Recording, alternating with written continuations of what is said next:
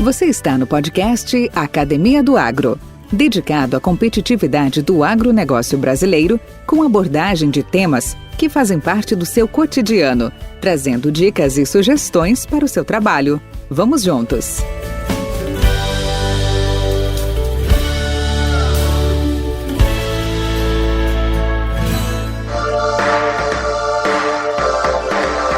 Milton Jung, em seu livro, cita: o rádio, este senhor de mais de 90 anos, soube como pouco assimilar as novas tecnologias, mantendo um público cativo e conquistando novos ouvintes onde quer que eles estivessem. Da dona de casa ao alto executivo, diariamente milhões de pessoas sintonizam a emissora preferida em busca de notícias, informações ou mesmo de uma palavra amiga. Presente na internet hoje, é possível interagir com os apresentadores por e-mail ou telefone, aumentando a proximidade entre o locutor e o seu público. Neste episódio, vamos conversar com o locutor e comunicador de rádio, Divino Ronaldo, profissional eclético que gosta de desafios e não teme mudanças e nem a modernidade, sempre muito confiante em seus instintos e no seu centro de empreendedorismo. Além de contar sua trajetória, ele irá expor o dia a dia em uma grande emissora, suas lendas, histórias e aqueles que circulam nos bastidores deste ágil, poderoso e essencial veículo de comunicação. Podcast Academia do Agro. Boa tarde, meu amigo Divino Ronaldo. Boa tarde, Valdir. É um prazer enorme estar com você, depois de tantos anos sem te ver e sem falar contigo. Recentemente voltamos a nos falar e é um prazer muito grande. Você é uma pessoa que eu admiro muito. Puxa vida, muito obrigado. Agora, quando você fala muitos anos, eu já começo a me sentir velho. Não, faz um tempinho atrás, né? Uns 15, 20 anos que a gente não se fecha, como diz lá no Rio Grande do Sul, amado. Lá quando tem uma batida, você sabe que deram uma fechada, né? Então, isso, eu já vi essa expressão. Já ouviu esse termo, né?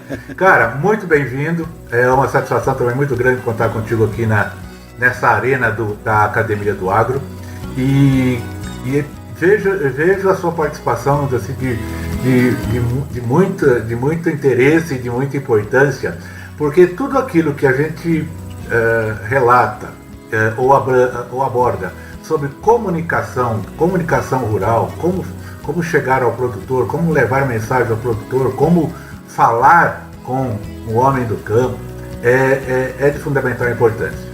Não só por aquilo que representa o agro, mas principalmente por ser um meio de comunicação muito forte. E você está inserido, você é um dos especialistas, um dos pioneiros de rádio no nosso território aqui, e eu gostaria muito de ter contigo um papo onde a gente pudesse compartilhar as suas experiências, os seus episódios, a sua trajetória com esse grande público que é a turma do rural, o pessoal do campo, tá?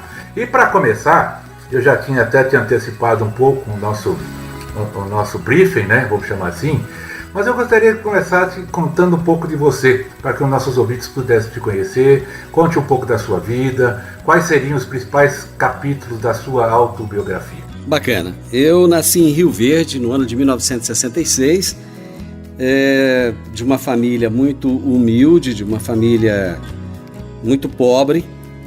A minha mãe se separou do meu pai ainda grávida. Aos 3 meses de idade, ela se casou com o meu padrasto, a quem eu chamei de pai durante toda a vida. Um casal muito humilde, minha mãe analfabeta, meu pai praticamente analfabeto também. E desde pequeno eu me lembro de fatos, Valdir, de muito tenra idade. Desde os 5 anos de idade, eu decidi que eu não queria levar aquela vida que meus pais levavam, de extrema pobreza. E eu fui lutar. Comecei a trabalhar com 7 anos de idade, fui estudar, coisa rara da minha família. As pessoas da minha família não estudaram, não tiveram oportunidade, e eu fui correr atrás. Foi uma infância muito sofrida, mas ao mesmo tempo uma infância boa.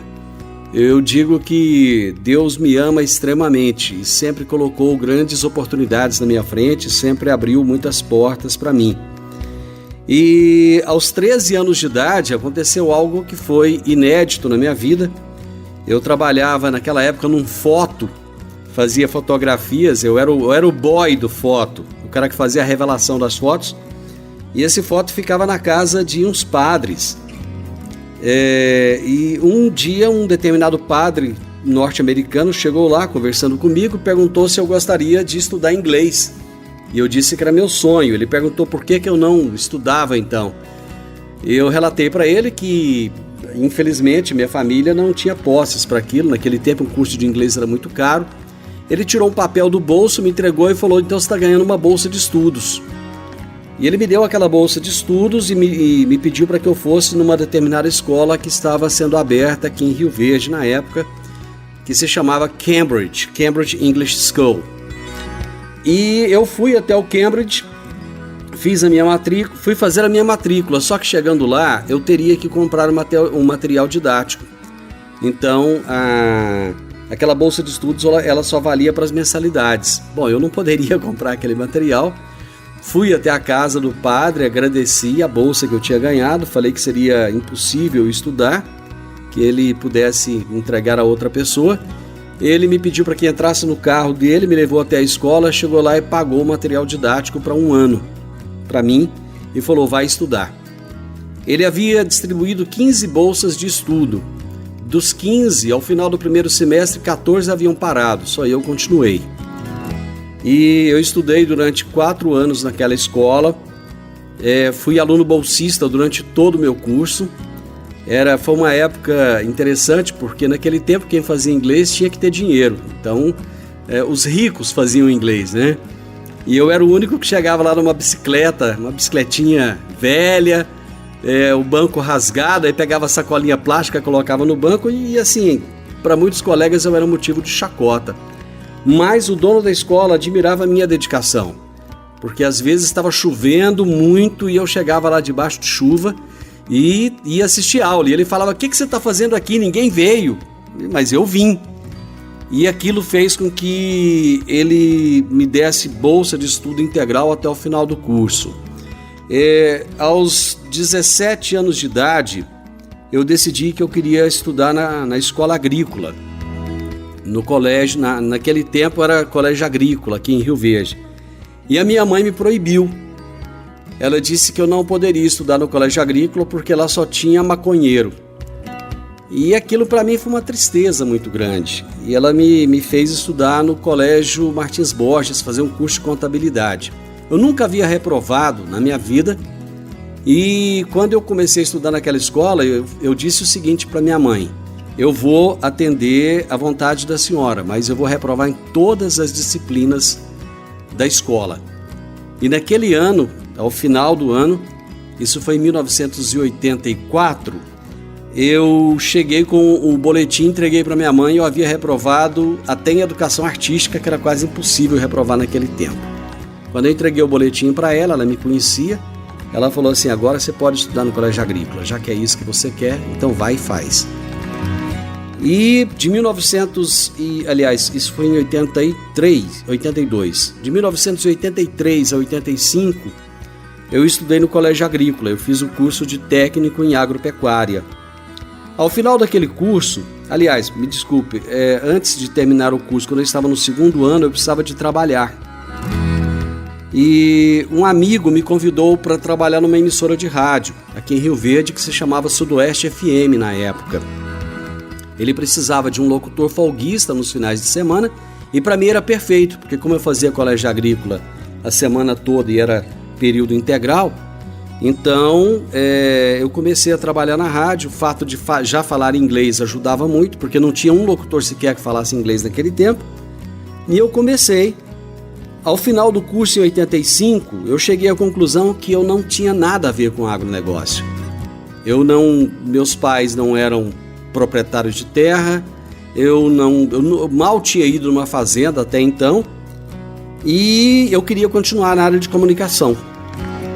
Naquele ano de 1985, eu recebi um convite para ir para o Nordeste e eu fui trabalhar numa emissora de rádio de um grupo de Sergipe, do Albano Franco. O Albano Franco, na época, era presidente da Confederação Nacional da Indústria. O pai dele tinha um conglomerado de rádio, jornal, televisão no estado de Sergipe. E eu inaugurei uma emissora no interior do estado, numa cidade chamada Simão Dias, quase divisa com a Bahia. 6 meses depois daquilo, eu fui para Aracaju, onde eu fiquei mais um tempo trabalhando no rádio, em Aracaju, e voltei. Eu tinha uma namorada em Rio Verde, a saudade bateu forte, eu voltei, pouco tempo depois eu me casei. Isso aí eu já tinha 21 anos de idade. E com 21 anos eu já fui pai. Então fui pai muito jovem, né? E foi uma vida de muita correria, de muito trabalho. Eu dava aula de inglês, eu trabalhava, nessa época eu trabalhava em 4 escolas e 2 emissoras de rádio, dormia 3 horas por noite. Então foi um período de muita dificuldade, mas um período também em que eu comecei a mudar de vida, um período de prosperidade. Naquela época, eu participava de uma igreja norte-americana e eu recebia muitos americanos na minha casa. Desses americanos surgiu um convite para eu ir para os Estados Unidos, fazer um intercâmbio. E eu fui para os Estados Unidos em 1992, estudar numa faculdade no estado da Virgínia, chamado Bridgewater College. E lá eu estudei marketing, porque era uma área que eu gostava devido ao rádio. E como eu dava aula de inglês também, eu queria estudar literatura americana. E aconteceu um fato interessante, porque eu fazia um curso de verão no Bridgewater College. E tinha uma disciplina disponível que era Native American Literature, que era a literatura dos nativo-americanos.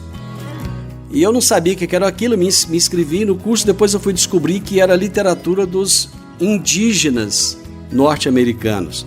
Enfim, eu estudei aquilo, né? Foi uma coisa até interessante, foi bacana. E voltei, continuei no rádio durante muitos anos.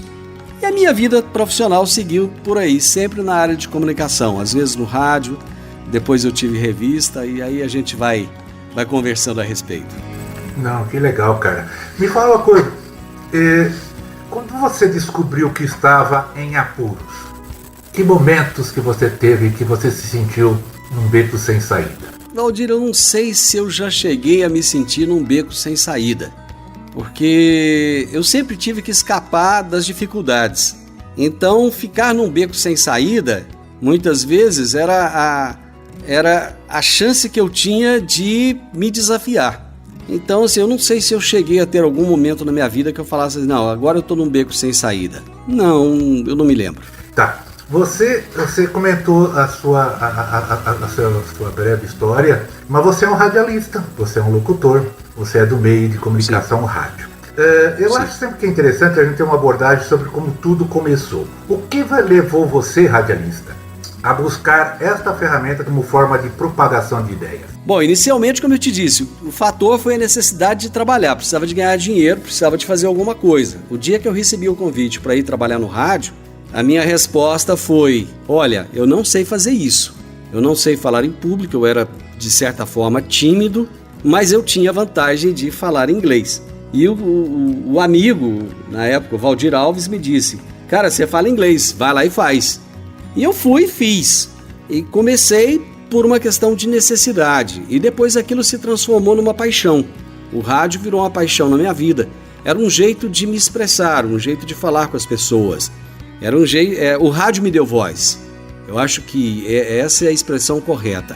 O rádio ele me tirou a timidez e ele me mostrou que aquele menino tímido, aquele menino lá da Vila Olinda, ele poderia se comunicar, ele poderia falar com milhares de pessoas. E isso foi que me levou ao rádio. E essa transposição, essa chegada ao rádio, você passou por diversos segmentos, acredito eu, diversos entretenimentos, diversos noticiários, temas e classes a serem abordadas de forma diferente. E no agro? Como é que você chegou no agro? Aí já é uma coisa interessante, porque eu comecei a editar uma revista. Na época se chamava Revista Ela, era uma revista social. Eu queria, na realidade, depois que eu terminei aquele curso de técnico em agropecuária, eu pensei em fazer agronomia, mas desisti da ideia. De alguma forma o agro estava em mim. Eu não exercia a profissão de técnico em agropecuária, mas eu tinha um certo conhecimento porque eu aprendi aquilo no colégio agrícola. Quando eu comecei a revista Ela, um amigo havia lançado uma revista do agronegócio em Rio Verde. E ele fez apenas uma edição daquela revista. Eu vi a revista dele e eu fiquei encantado com aquilo. Falei, cara, tá muito bonito esse negócio, tá muito bom. E fui conversar com ele. Falei, cara, que revista fantástica, e aí? Ele falou, e aí que eu parei. Falei, como parou? Você fez uma edição dessa revista. E ele falou, cara, é muito difícil esse negócio. Vender esse negócio do agronegócio é complicado, as empresas não dão muito valor, e escrever é difícil, eu não tenho conhecimento da área. E eu perguntei para ele, falei, você vai parar, avô? Cara, então eu vou montar uma revista. Ele falou, cara, sucesso, vai em frente. E foi na época que eu montei a revista Plantar. Eu não me lembro bem que ano foi aquilo, 2003, eu acho. E eu comecei a revista Plantar. E eu fui editor da revista Plantar durante 11 anos, até 2014. Isso mesmo, até 2014 eu fui editor da revista Plantar. Na época eu tive que deixar a revista porque minha esposa teve um problema de saúde. Mas enfim, quando eu deixei a Plantar, ela era uma das principais referências em revistas no Brasil. Eu já fazia, em 2014, eu já fazia parte do pool de imprensa da AgriShow. Já há 5 anos eu estava ali com os principais jornalistas no pool de imprensa. Era um grupo seleto de jornalistas convidados para o pool e eu era um deles. E eu olhava aquilo tudo acontecendo e falava, meu Deus, eu não tinha noção de que isso ia acontecer. De repente eu estava publicando lá artigos de pesquisadores da Embrapa. O que eu faço no rádio hoje, eu estava fazendo na revista. Então, aquilo foi uma coisa que eu gostei muito, me marcou. E era sempre fácil de eu fazer porque eu tinha a referência do que eu aprendi no colégio agrícola. Então, muitas vezes, quando alguém estava falando de determinados assuntos, eu me lembrava de alguma coisa lá de trás. Até que eu parei em 2014, quando a minha esposa estava com câncer, e foi um longo tratamento. Aliás, ela ainda está em tratamento, foram 7 cirurgias ao longo desse período, e eu fiquei afastado do agronegócio. Até que no ano de...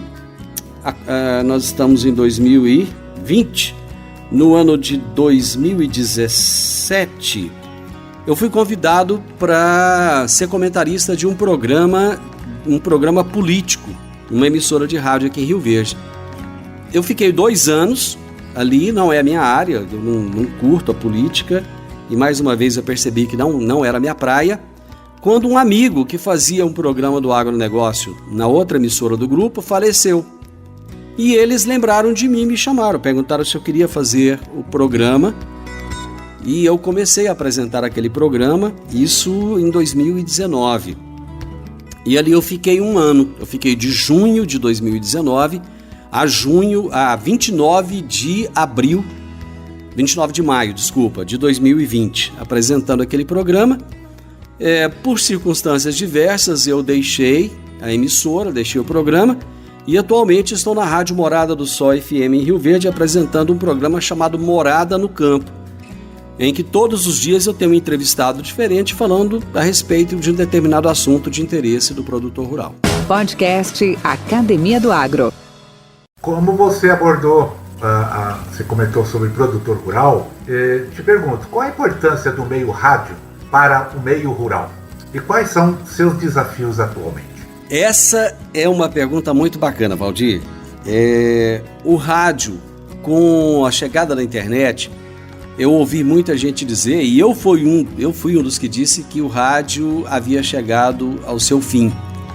Eu previa naquele momento, quando a internet começou a se popularizar, a banda larga começou a se popularizar, eu previ que o rádio iria acabar, assim como os jornais iriam acabar, e que a televisão iria se transformar.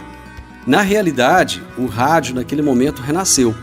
A internet ela trouxe vida ao rádio que estava quase que em estado terminal. Digamos que o rádio estava na UTI e a internet foi a medicação que tirou o rádio da UTI e fez essa transformação. E para o meio rural, a importância dele, Valdir, é muito grande. Porque hoje, a quantidade de informações que nós temos em mãos é muito grande.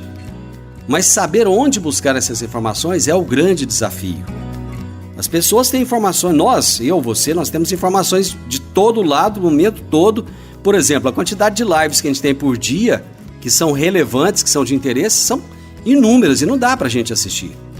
E o rádio ainda é aquele equipamento que você tem em casa ou você tem um aplicativo no seu celular e que você pode escolher qual informação ou que música você quer ouvir. O rádio deixou de ser um passador de música. Ele se tornou um ponto de informação. Hoje você quer música, você vai para um desses aplicativos, você tem Deezer, Spotify, YouTube Premium, você tem tantos outros. E o rádio ele se tornou a fonte de informação. E a fonte de informação localizada. Você tem a informação local via rádio. E isso no meio rural é muito importante, porque a onda do rádio, ela chega até a pessoa que mora na fazenda e ela atinge o produtor rural que mora na cidade. Então, é de extrema relevância quando eu levo um engenheiro agrônomo, por exemplo, no meu programa, e ele vai falar de determinado assunto, que daqui a pouquinho o produtor manda um WhatsApp e fala assim, puxa vida, essa informação me ajudou de alguma forma. Às vezes ele está falando de um assunto que o produtor já conhece no dia a dia, ele já vive aquela realidade na propriedade rural, mas um detalhe daquela informação fez a diferença na vida daquele produtor rural. E qual é o meu desafio? Trazer pessoas que tenham relevância, trazer pessoas que tenham bagagem. Às vezes a pessoa chega para mim e fala assim, nossa, você é muito bom, você entende muito. Eu digo, não, eu não sou bom, eu não entendo nada. Quem é bom é o meu convidado, ele é que entende. A minha função no dia a dia, o meu desafio no dia a dia é extrair informação desse convidado. Só que aí vem outro desafio, Valdir, que é o de fazer essa informação chegar até o meu ouvinte de uma forma didática, de uma forma bem pedagógica. Eu não posso levar um profissional no meu programa e ele começar a utilizar diversos termos que talvez eu até entenda, mas as pessoas que estão me ouvindo muitas vezes não vão entender, até mesmo um produtor rural. Então eu tenho que ter a preocupação de fazer aquela informação se tornar palatável. Ela tem que chegar aos ouvidos das pessoas e eles têm que entender. Muitas vezes eu até falo para o meu convidado, falo assim, trocando em miúdos, vamos traduzir o que você disse em palavras que todos entendam? Aí você pode até me perguntar, puxa vida, mas quem está ouvindo o seu programa não é o produtor rural, não é o engenheiro agrônomo, não é o veterinário, o zootecnista? Sim, também. Mas eu tenho um pequeno produtor rural que está ouvindo. Eu tenho um simpatizante do agronegócio. E uma das minhas missões, enquanto comunicador do agro, não é simplesmente trazer informações referentes ao agronegócio, mas é fazer um trabalho de conscientização das pessoas do que é o agronegócio, da importância do agronegócio, de quem é o produtor rural, que muitas vezes é muito mal compreendido na sua atividade. O meu papel, mais do que informar notícias técnicas, é fazer todos os dias aquele trabalho formiguinha de mostrar que o produtor rural é um cara do bem, é um trabalhador que está colocando comida, que está colocando alimento na mesa das pessoas. Bacana, bacana. Cara, fala pra mim, o que seu programa ou os seus episódios no passado recente, até para facilitar a lembrança, fez por algum ouvinte ou fã, ouvinte do seu programa, que você não esperava? Cara, você me pegou, hein?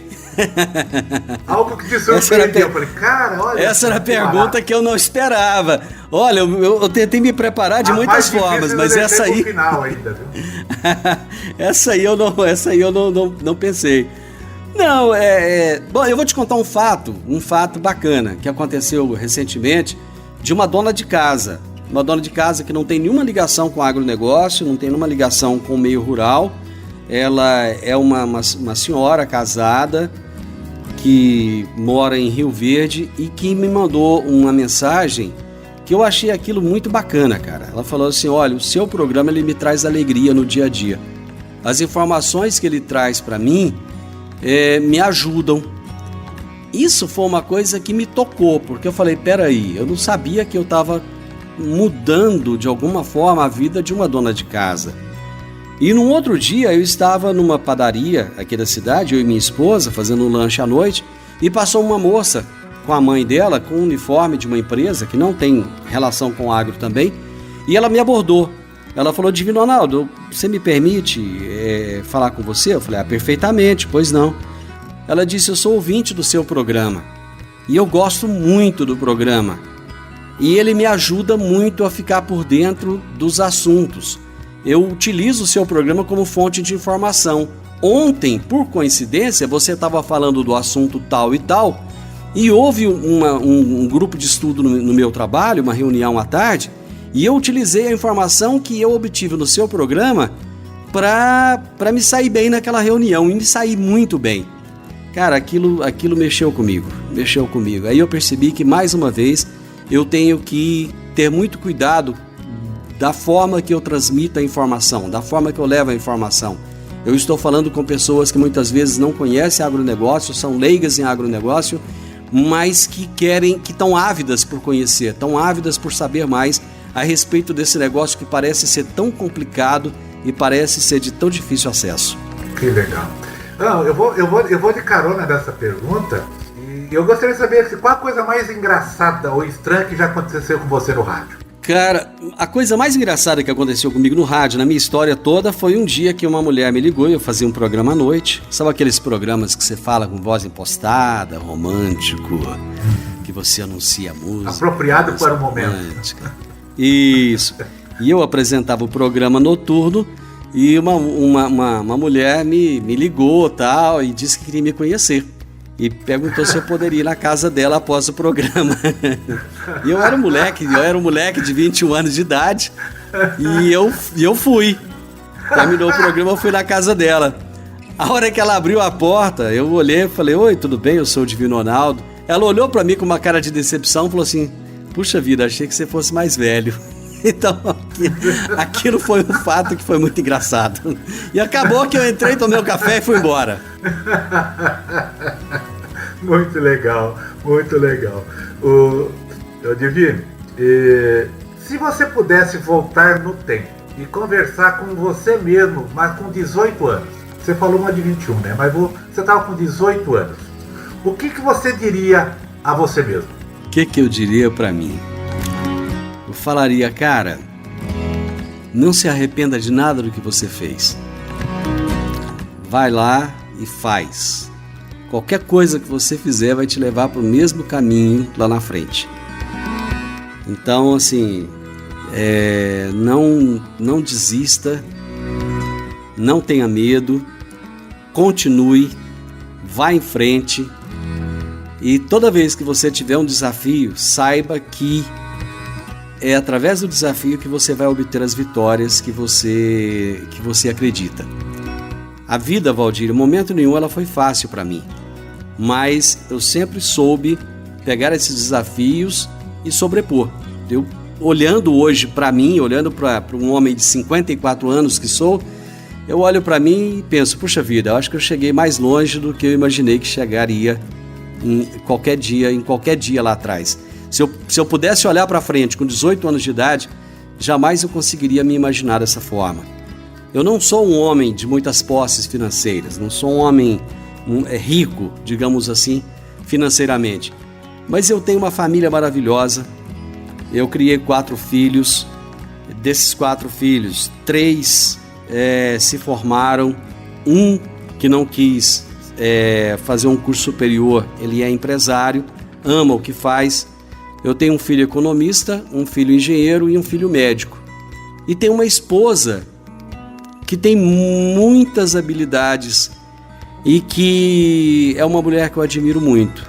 Então eu sou um homem extremamente feliz extremamente realizado e extremamente abençoado na minha vida. Quem são seus melhores amigos?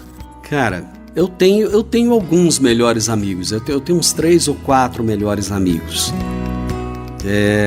Porque eu acho que seria clichê eu falar minha melhor amiga, minha esposa, meus filhos. Não, eu vou falar de amigos mesmo, de pessoas que a gente mantém em relacionamento.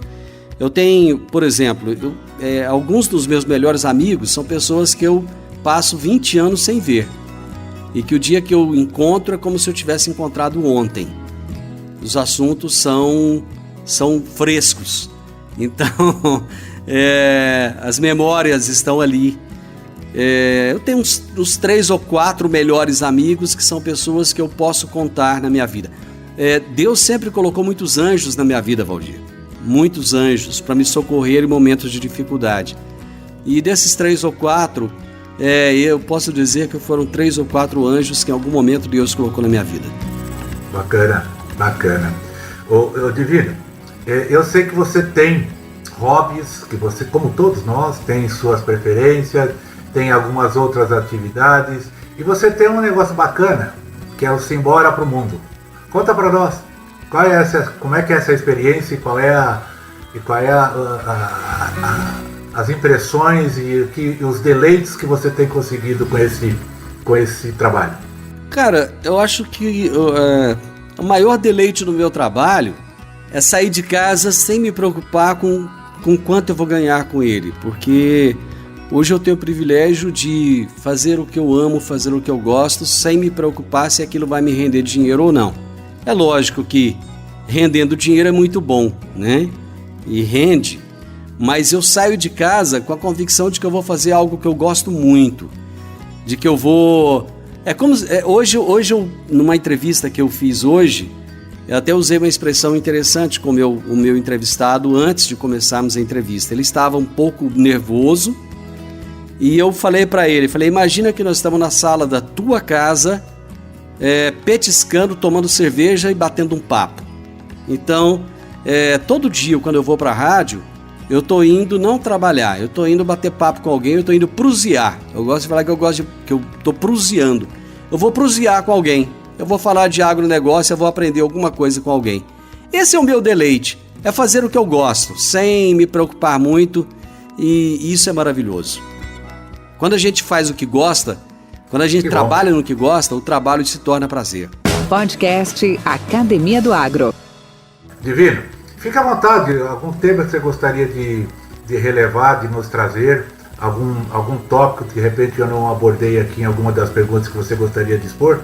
Eu acho que um tema, uma coisa que você colocou lá, que eu achei interessante naquele briefing, foi como que o agro está se adaptando. Eu acho que até seria interessante como que o produtor rural está se adaptando às mudanças tão rápidas do agro, né? Acho que seria um tema legal. Na verdade, os agricultores atualmente estão muito ávidos por inovações que os ajudem a vencer os desafios que enfrentam. É típico hoje do produtor rural. E os avanços das tecnologias habilitadas para a informação aumentam a cada dia. Você sabe disso. Então, e a rádio pode ser um desses veículos que pode contribuir bastante, né? Nesse nível informativo, nesse nível de conteúdo, nesse nível de sugestões e orientações, né? Eu queria te deixar uma pergunta interessante, até para a gente já estamos chegando aos nossos 40 minutos já de live, e até para a gente finalizar, né, o nosso bate-papo. Tranquilo. Com certeza já fica aí meu convite para outras oportunidades, tá, Divino, para a gente poder conversar. E eu sei que você já me convidou também para o seu programa, está de pé o convite, vou aceitá-lo. Vamos só agendar um melhor momento aí, tá?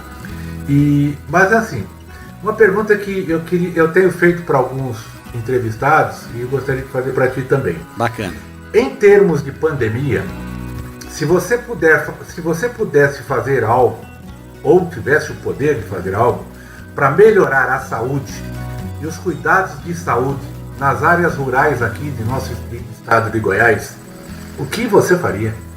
Cara, em primeiro lugar, eu levaria informação para essas pessoas. Em segundo lugar, eu pegaria a medicação que está disponível hoje, que é o que tem na mão, e daria para essas pessoas utilizarem.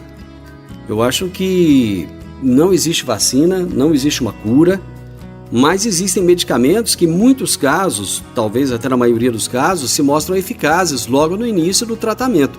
E que muitas vezes, por questões políticas ou questões ideológicas, essas medicações não são usadas. Eu, se tivesse o poder para isso, levaria essas medicações até essas pessoas e levaria informação. Eu acho que o meio rural, acima de tudo, ele precisa de informação. Muitas vezes, ele recebe a informação de maneira equivocada. As fontes que chegam até lá muitas vezes não são as mais confiáveis possíveis. E seria isso, levar informação e, na medida do possível, levar medicação. Divino Ronaldo, complementando o que você está falando, uma das coisas mais angustiantes que nós, como cidadãos, estamos passando é que tantas conversas, tantas ações, tantas pseudo-iniciativas do início da pandemia, inclusive com os exemplos de outros países, passaram-se mais de 100 dias e nós estamos hoje muito mais com dúvidas e perguntas e inquietações do que no início dela. Até se admite que no início você estivesse com muitas dúvidas por desconhecer uma doença nova, um vírus novo, etc, etc, etc. Mas depois de tanta coisa, com tudo que está acontecendo, hoje a gente fica muito mais em dúvida, muito mais inseguro, né, com tudo isso que está acontecendo. Hoje mesmo, ouvindo numa dos canais de televisão, uma infectologista disse o seguinte: está todo mundo preocupado com um respirador, está todo mundo preocupado de ter um hospital, tá? Gente, um respirador sozinho não funciona, é um equipamento inútil. Se não tiver cabeamento de oxigênio, de gás, de fazer toda a parte elétrica e eletrônica, se não tiver uma sala de UTI, não vale nada. E outra, se não tiver quem possa habilitado para mexer com isso, médicos, enfermeiros, extensionistas, intensivistas. Então, há 100 dias estão se falando de fazer isso e aonde estão essas providências visando se reduzir as mortes, reduzir o impacto. Então, o que eu digo, a angústia que se dá pela crise, pela pandemia, ela por si só já é dolorosa, porque ela vai levar a gente mesmo. Agora, o duro é que tudo que esse pessoal faz, os nossos governantes, os nossos líderes, a própria sociedade médica, se tornou incapaz, né? Incapaz de poder dar pelo menos um alívio, né, para nós da população. É isso, Divino? Mas o que você falou é uma grande verdade, e eu vou até fazer um paralelo com a agricultura, do que você disse. Muitas vezes estamos tão preocupados em levar tecnologia, estamos tão preocupados a gente fala em agricultura 4.0, quer levar um monte de aplicativo, quer levar drone, quer levar satélite, informações em nuvem, mas não está preocupado se lá na ponta existe a internet. Por exemplo, se na propriedade rural tem a internet, ou se o produtor rural está apto a lidar com tudo aquilo. Então o que você disse é mais ou menos a mesma coisa. Às vezes estão preocupados com um determinado ponto, os investimentos são colocados de forma equivocada e por interesses, muitas vezes por interesses. O que nós precisamos na realidade é de mais amor ao ser humano. Em tudo que a gente vai fazer, Valdir, se nós colocarmos amor ao ser humano, você pode ter certeza, a vida das pessoas será diferente, seja na fazenda, seja na cidade. O que está precisando é de mais humanidade. Nós estamos precisando de mais humanidade. O ser humano, ele está muito egoísta, o ser humano, ele cuida muito de si mesmo, dos seus próprios interesses, ele está muito voltado para o seu próprio umbigo e muito menos preocupado com a humanidade. Essa é a questão, esse é o meu ponto de vista. Divino Ronaldo, obrigado aí por essa oportunidade, foi muito bacana conversar contigo. Como disse, reitero o convite, aqui é um espaço livre e aberto para a gente poder levar essas mensagens, fazer essas reflexões, dar as nossas opiniões, e com certeza isso aí vai encontrar eco em muita gente, em muitos ouvintes, né? Contrários ou não, faz parte, né? O contraditório faz parte da vida, isso é importante que tenha mesmo. E aí, deixa aí para ti sua mensagem de fechamento, tá? Valdir, a minha mensagem é de esperança. esperança num Brasil melhor, esperança num povo melhor. Nós vimos ao longo das últimas décadas uma transformação desse país e uma transformação do meio rural também, uma transformação da agricultura, principalmente nos últimos 20 anos. Nós alimentaremos o mundo, Valdir. Já estamos alimentando, continuaremos a alimentar o mundo. O Brasil, cada dia que passa, se torna mais relevante no mundo. Nós temos terras a perder de vista. Nós não precisamos desmatar. Nós temos florestas, nós temos clima, chuva, solo. Nós temos todas as condições.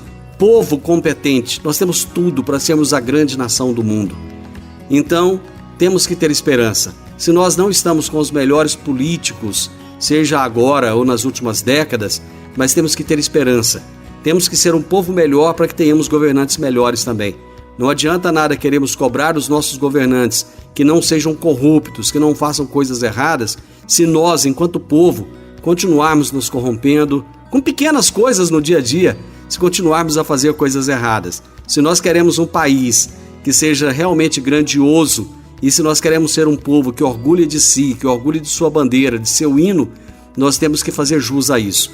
Eu acredito nesse país que vai ser. Nós falávamos que seríamos o celeiro do mundo. Eu acho que seremos muito mais do que isso. Temos condições para isso. Só depende de nós, Valdir. E para ficar melhor, eu te espero no meu programa para a gente bater um papo sem nenhum problema de interferência ou de internet. Abraço, Valdir. Obrigado. Com temas expressivos e dinâmicos, esse intercâmbio semanal visa oferecer um melhor desenvolvimento em suas habilidades profissionais e nas atividades e práticas do seu cotidiano. Somos da Academia do Agro, o podcast para todos aqueles apaixonados pelo agronegócio. Te aguardamos no próximo episódio. Até lá!